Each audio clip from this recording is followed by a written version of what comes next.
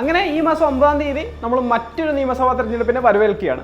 ഇപ്പോൾ മുന്നണി വ്യത്യാസമില്ലാതെ നമ്മളെല്ലാവരും കാണുന്ന ഒരു കാഴ്ചയുണ്ട്, അതായത് സെലിബ്രിറ്റികളുടെ വരവ്. ഇപ്പം സിനിമയിലും ബിഗ് ബോസിലൊക്കെ പയറ്റിയവർക്ക് നിയമസഭയിൽ എന്താണ് എന്നൊരു കാര്യവും പൊതുസമൂഹത്തിൽ നിന്ന് ഉയരുന്നുണ്ട്. അപ്പോൾ നിയമസഭയിൽ മത്സരിക്കുന്നതിനുള്ള യോഗ്യത എന്താണെന്ന് നമുക്കൊന്ന് പരിശോധിച്ചാൽ, ഈ യോഗ്യത നിശ്ചയിക്കുന്നത് ജനപ്രാതിനിധ്യ നിയമം 1951 അതോടൊപ്പം തന്നെ ഇന്ത്യൻ ഭരണഘടനയും ചേർന്നിട്ടാണ് ഈ ഒരു നിയമത്തിലേക്ക് വഴി തുറക്കുന്നത്. സംസ്ഥാന നിയമസഭയിലേക്ക് മത്സരിക്കുന്ന ഒരു കാൻഡിഡേറ്റിന് വേണ്ട യോഗ്യതയാണ് ഏറ്റവും പ്രധാനമായിട്ട് അദ്ദേഹം ഒരു ഇന്ത്യൻ പൗരനായിരിക്കണം, അതോടൊപ്പം തന്നെ 25 വയസ്സ് തികഞ്ഞിട്ടുള്ള ഒരാളായിരിക്കണം.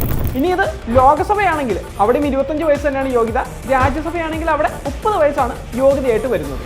1951 റെപ്രസെന്റേഷൻ ഓഫ് പീപ്പിൾസ് ആക്ടിലെ 4D-യും 5C-യും അനുസരിച്ച് ഏത് മണ്ഡലത്തിലാണോ ഒരു സ്ഥാനാർത്ഥിക്ക് വോട്ടുള്ളത് അതേ മണ്ഡലത്തിലെ തന്നെ ഒരു വോട്ടറായിട്ട് സ്ഥാനാർത്ഥി രജിസ്റ്റർ ചെയ്തിരിക്കണം. അതായത് അതേ മണ്ഡലത്തിലെ വോട്ടർ പട്ടികയിൽ സ്ഥാനാർത്ഥിയുടെ പേര് ഉണ്ടായിരിക്കണം എന്നർത്ഥം.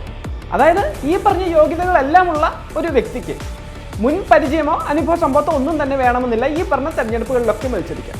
അതുപോലെ തന്നെ ജനസേവനം ചെയ്യാമെന്നുള്ള ഒരു ഉദ്ദേശമോ കാര്യങ്ങളോ തന്നെ ഉണ്ടാവണമെന്നൊന്നും തന്നെ നിയമപരമായിട്ട് പരാമർശിക്കുന്നില്ല. ഈ യോഗ്യതകളെല്ലാം തികഞ്ഞ ഏതൊരാൾക്കും ഈ നിയമസഭാ തെരഞ്ഞെടുപ്പിൽ മത്സരിക്കാം, ഏതൊരു തെരഞ്ഞെടുപ്പിലും മത്സരിക്കാം. അവരുടെ സെലിബ്രിറ്റി സ്റ്റാറ്റസ് അതിന് യാതൊരുവിധ തടസ്സവുമില്ല.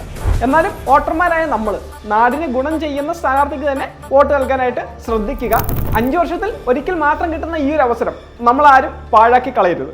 ഇനി നിങ്ങൾക്കൊരു ചോദ്യം, 2 വർഷമോ അതിൽ കൂടുതലോ തടവിന് ശിക്ഷിക്കപ്പെടുന്ന ഒരു വ്യക്തിക്ക് എത്ര നാളത്തെ അയോഗ്യതയാണ് സ്ഥാനാർത്ഥിയായിട്ട് മത്സരിക്കാനുള്ളത് എന്ന് നിങ്ങൾക്ക് അറിയാമെങ്കിൽ കമൻ്റായിട്ട് രേഖപ്പെടുത്തുക.